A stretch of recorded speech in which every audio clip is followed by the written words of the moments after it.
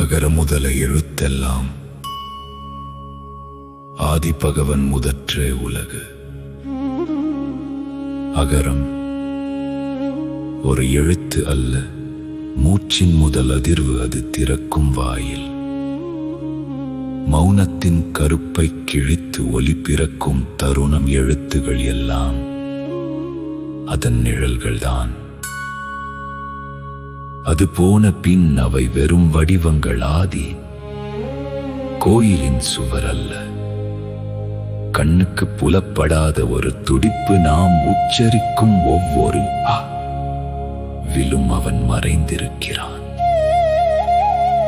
நாம் அறியாத ஒரு அர்த்தமாக நம்முள் சுழல்கிறான். பகவன் ஒரு பெயர் அல்ல, ஒரு ஆரம்பம். உலகம் ஒரு பொருள் அல்ல, அந்த ஆரம்பத்தின் நீண்ட எதிரொலி.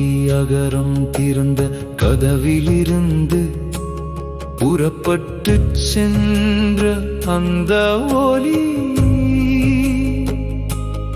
இன்று வரை அண்டமாக விரிந்து கொண்டே இருக்கிறது.